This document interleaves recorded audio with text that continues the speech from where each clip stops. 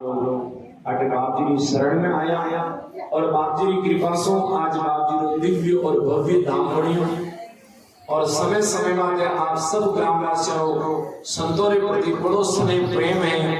कोई न कोई आचार्य चरण ने पावन सानिध्य में प्रतिवर्ष अठारो सत्संग समायोजित करावा और पूज्य बाप जी महाराज ने तो रसदानी गांव रे माते अटल कृपा है आशीर्वाद बाप जी महाराज को सदा अपने रजवाड़ी गांव में सत्संग रे माध्यम से दर्शनों रे माध्यम से आशीर्वाद रे माध्यम से अपने सबने कृतार्थ करी है और बाप जी की कृपा से और भी कई संतारों अपना गांव में आगमन रे संतों की बड़ी कृपा है।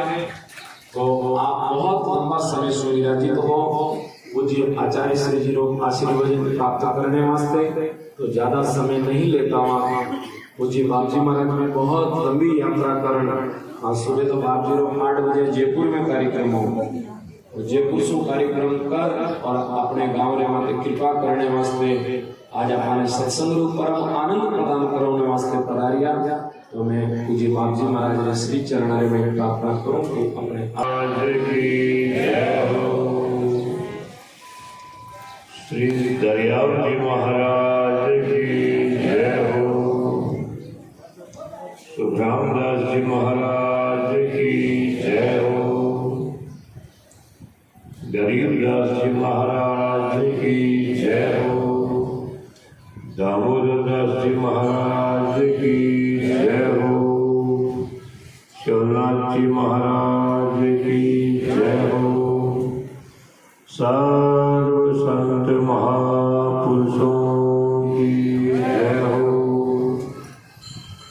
दादू नमो नमो निरंजनम नमस्कार गुरुदेवता वंदनम सर्वसाधव प्रणाम पारंगत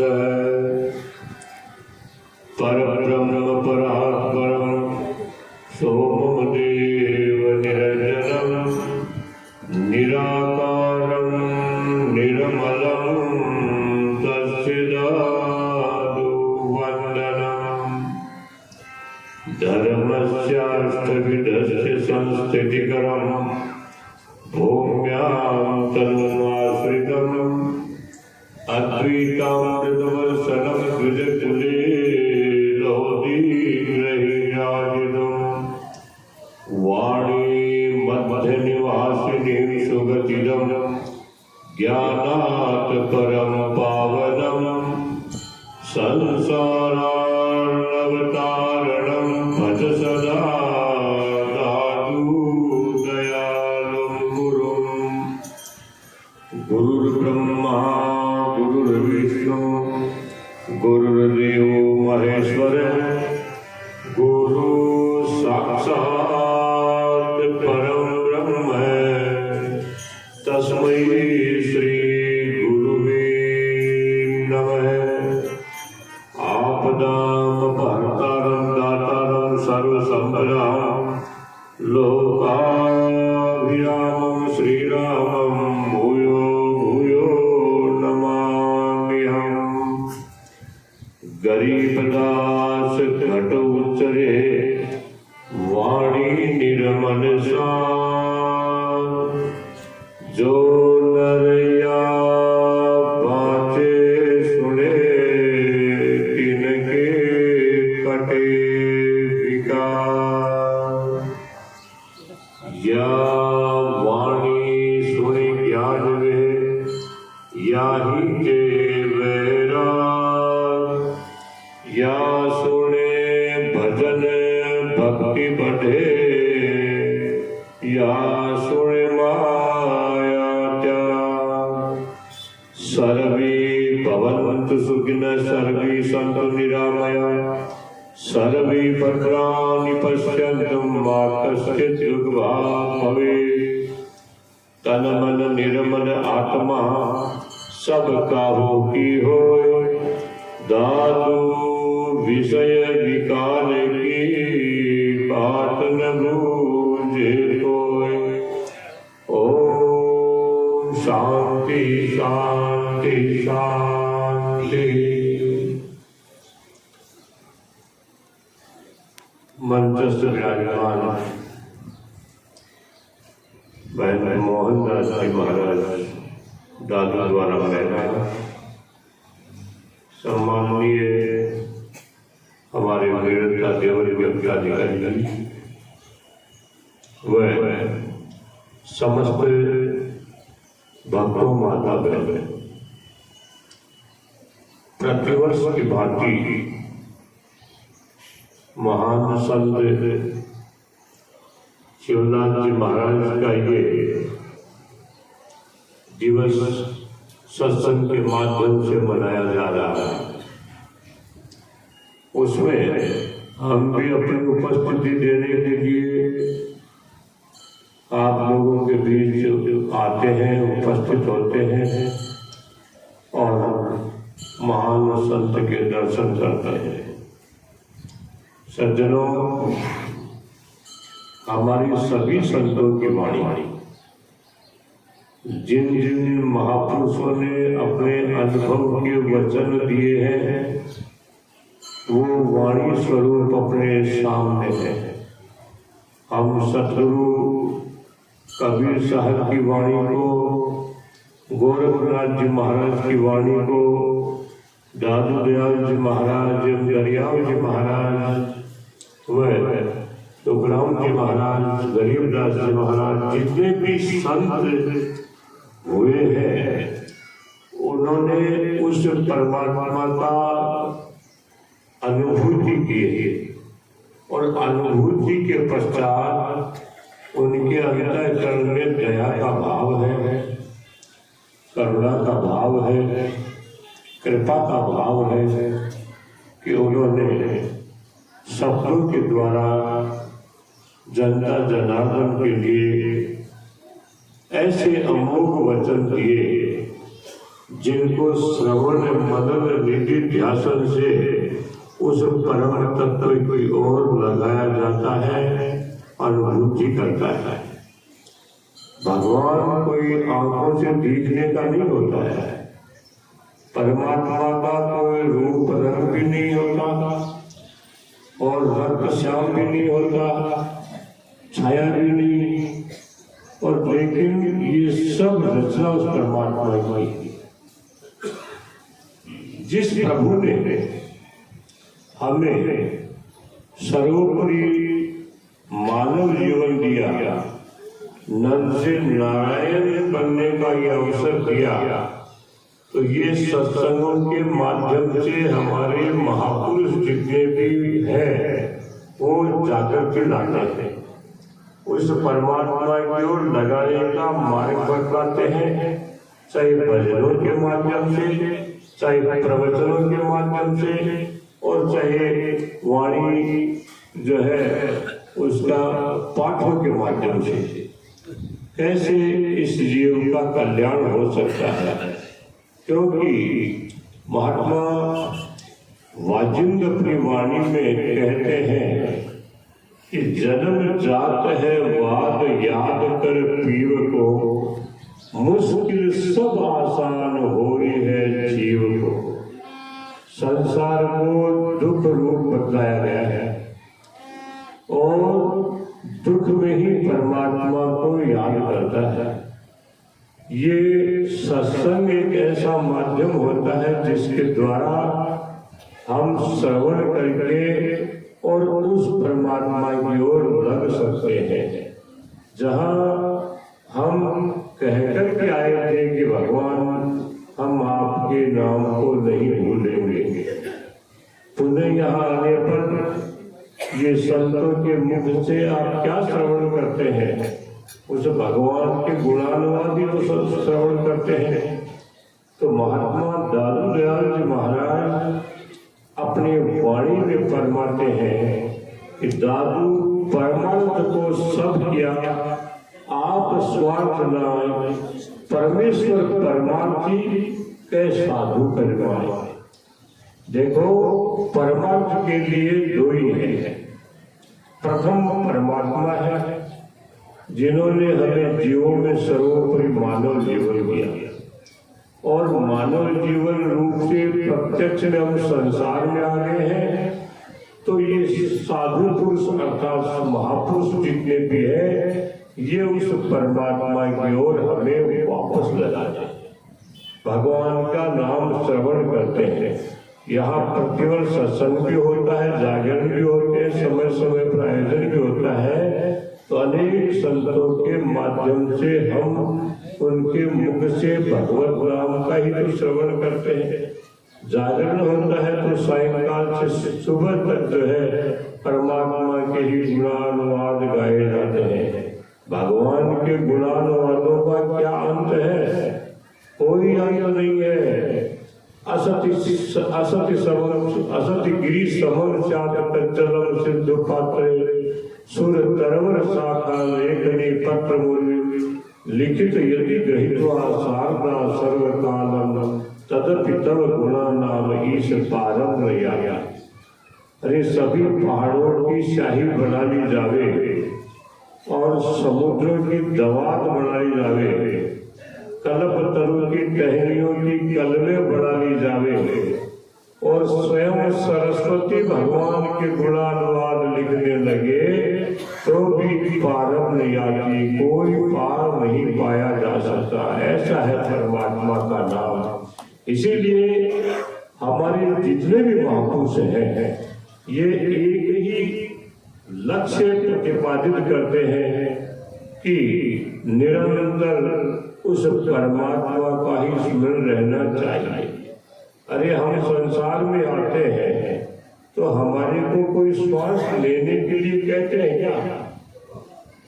दूध भी पिलाने के लिए जो है जबरदस्ती किया जाता है, खाना भी जो है खाने की विधि बताया जाता है, लेकिन श्वास की विधि कौन बता रहा है? जो ही संबंध समाप्त हुआ और श्वास आएगा और श्वास आएगा तब तक ये मनुष्य संसार में है और श्वास समाप्त होते ही ये इसको कोई रखने को भी तैयार नहीं है। श्वासों के लिए ही तो महात्माओं की वाणी कह रही है। किसी भी संत की वाणी को हम अध्ययन करते हैं तो महात्मा कहते हैं श्वासो श्वास संभालता एक दिन मिलसी आए, सुमिरन पैदा सहज का सतगुरु दिया बताए। सुमिरन पैदा सहज, सुमिरन का रास्ता जो सतगुरु ने बताया है वो श्वास। यहाँ जितने भी बैठे हैं वो श्वास ले रहे हैं, छोड़ रहे हैं, जो कोई पता नहीं है। इसलिए इसी प्रकार से ये महात्मा कहते हैं कि श्वासों के साथ में भगवत नाम जो है चलते रहना चाहिए, उच्चारण रहना चाहिए। ये संतों की वाणी तो यहाँ तक कहती है कि होठ जीव हाले नहीं, सुरति राम लगाए, जीव दया दिल में रखे तो जन्म मरण कट जाता। कितनी सहज। इसीलिए महात्माओं की जितनी भी वाणी है ना वो सहजा भक्ति की ओर ले जाती है। ये कहते हैं कि राम राम में तीव्र और होठ हिलता है, लेकिन ये हिला हुई मत और अंदर ही अंदर जैसे श्वासों का आगमन रहता है उसी प्रकार से श्वासों के साथ भगवान का नाम चलता रहे, उच्चारण होता रहे तो वास्तविक लक्ष्य को व्यक्ति प्राप्त करता है। सोते जागते मूर्छित होते कभी श्वास रुकता है क्या? श्वास रुक कभी हो गया। इसी प्रकार से अहम से उस परमात्मा का स्मरण चलता रहना चाहिए। सज्जनों, संतों की वाणी का दृष्टांत आता है कि एक राजा था। राजा के मुख से परिवार में और प्रजा ने कभी भी राम राम उच्चारण होते नहीं सुना। रानी ने और परिवार ने कहा आपके मुख से राम राम को हमने उच्चारण होते नहीं सुना, क्या बात है? तो वो तो अंतर्मुखी था। बाहर किसको कह कर क्या जनाइए, शाही सब जाने, कह करके क्या जनाना है? वो परमात्मा तो जो है सर्व जो है व्यापक है, घट घट में व्यापक है, कण में व्यापक है, उसको क्या सुनाना है? अपने को तो हृदय में रखना है। तो सभी जो है बार बार कहने लगे। तो एक दिन राजा को स्वप्न आया स्वप्न क्या है? दादू जी महाराज कहते हैं कि जागृत जहां जहां मन रहे सोवत तहां तहां जाए। जागृत अवस्था में जहां मन रहता है स्वप्न में वही पहुंचता है। तो राजा को एक दिन स्वप्न आया और स्वप्न में जोर जोर से राम राम राम राम उच्चारण हुआ। रानी ने सुन लिया। रानी ने सुन लिया तो दूसरे दिन जनता के लिए भोजन की व्यवस्था की, उत्साह मनाया गया और ढोल बाजे बजने लगे। तो राजा ने कहा ये आज क्या कार्यक्रम हो रहा है? रानी ने कहा कि आपके मुख से कभी राम राम नहीं निकला, स्वप्न में जो है आपके मुख से राम राम निकल गया। राजा तो अंतर्मुखी था। राजा ने कहा कि राम राम मुख से निकल गया तो रहना भी किस लिए है? उन्होंने भी प्राण त्याग किए। सज्जनों, कहने का अभिप्राय है भगवान का नाम तो अंतःकरण में ही रहना चाहिए। और संत वाणी कहती है दादू अचेतन होइए चेतन सोकर चित्ते, ये अनंत जहां से उपजे खोजो नित्य तहां ही नित्य। अरे कहाँ देखना है परमात्मा को? अपने अंतर पर। भगवान का स्थान कहाँ है? तो महात्माओं की वाणी कहती है कि आत्म आसन राम का कहा बसे भगवान। अंतःकरण में ही तो है, जहाँ से शब्दों का उभाव वही तो परमात्मा का निवास है। कहाँ बाहर देखेंगे? महात्मा सदगुरु कबीर साहब अपनी वाणी में फरमाते हैं कि जो चकमक में आग है, जो तिलमा ही तेल है, जो चकमक में आग। अरे तिलों को वैसे बिखेर दो, साफ कर दो और वो इकट्ठा करके जब गाड़ी में पिलाया जाता है तो वो तेल जो है उसमें से निकलता है। उसी प्रकार से पत्थर है, पत्थर को हजारों बरस तक पानी में डाले रखो, लेकिन बाहर निकालोगे और चकमक जो ही लगाओगे तो ये आग फेंकेगा। कहाँ से आग आ गई? इसी प्रकार से हमारे अंतःकरण में परमात्मा व्याप्त है, उसको तो जगाने की आवश्यकता है, चेताने की आवश्यकता है। किस सत्संग के माध्यम से जो है ये जागृति आ गई। संतों का काम यही तो है। ये महात्मा कहते हैं जागिरे सब रहन प्यानी जाए जन्म अंजलि को पानी। जो हमें जन्म मिला है श्वास वो तो अंजलि को पानी, अर्थात जिस प्रकार से धोबे में हम पानी भरते हैं तो वो तो रिस जाएगा। ये श्वास जो मिला है ये लेके छोड़ रहे हैं, इसकी पूर्ति जीवन में वापस होने वाली नहीं। तो महात्मा कहते हैं जागिरे सब रहन प्यानी जाए जन्म अंजलि को पानी। घड़ी घड़ी घड़ियाल बजावे दो दिन जाए सो बहुरी नावे। सूरज चंद्र कहे समझाए दिन दिन आयु घटती जाए। सरवर पानी करवर छाया दिन दिन काल भरा से काया। हर्ष बताऊं प्राण पयाना दादो आत्म रावण जाना। अरे जो कुछ दिख रहा है ये सब कम होता जा रहा है। हमारी नजरें भी जो बचपन में और थी, युवावस्था में और हो गई, बुढ़ापे में जो है दिखना ही बंद होगा, धुंधला होने लग गया। इसी प्रकार से ये संतों की वाणी जितनी भी हमारी सदगुरुओं की वाणी है ये चेतावनी की वाणी है। चेतावनी, चेत चेत चेत, हर जगह चेत चेत और चिता करके और उस भगवान की तो लगाई। अरे महापुरुषों की तो यहाँ तक कहते हैं, महात्मा रज्जब अपनी वाणी में फरमाते हैं कि डर बिन भक्ति न उपजी, डर बिन भजे न राम। रज्जब डर बिन भ्रष्ट है शरीर एको काम। बच्चे को जब तक डराएंगे नहीं ना तब तक वो पढ़ेगा नहीं। मास्टर साहब जो है डराएंगे तभी वो पढ़ेगा, याद करेगा। ये संतों की वाणी यही तो कह रही है। अरे कोई शांत हो गया है और द्वादशा तक पंडित जी जो है गरुड़ पुराण सुनाते हैं, क्या क्या सुनाते हैं। वो कढ़ाई में गिर गया, वो तेल में बोलते तेल में गिर गया, पट्टी में गिर गया, ये हो गया, ये हो गया। और लास्ट में जाते क्या कहते हैं, इन सब से मुक्त होने के लिए हरि नाम हरि नाम हरि नाम केवल भगवान का नाम ही तारक है, इसलिए उसी का स्मरण रहना चाहिए। इस संत वाणी तो सभी कह रही है जागरे सब रहने ज्ञानी जगो लग जाओ परमात्मा की ओर। महात्मा वाजिद अपनी वाणी में फरमाते हैं कि जागो दागो राम और नहीं चित्त रे, हरि चरणन को ध्यान सुधरिए नित्य रे, जीव विलंब पीव दुहाई राम की, हरि हाँ वाजिद सुख संपत्ति बिना राम नहीं कोई काम। दुहाई राम की, ये भगवान की साक्षी भी कैसे भी जीव समझे कल्याण के लिए। अरे हम हमारे स्वार्थ के लिए दृश्यवान संसार में भगवान की सौगंध खाते हैं। झूठ बोलने वाला भी भगवान की साक्षी करता है, सत्य बोलने वाला भी भगवान की साक्षी करता है। ये इन महापुरुषों को कहाँ हो सकता है, लेकिन इनके घट में दया का भाव है। ये कहते हैं मैं भगवान की साक्षी से कहता हूँ, जग जाओ लग जाओ परमात्मा की ओर। अरे मनुष्यों, तुम्हारे पास कितनी सुख संपत्ति हो जाओ, यदि मुख से भगवान का नाम उच्चारण नहीं है तो ये सुख संपत्तियां किसी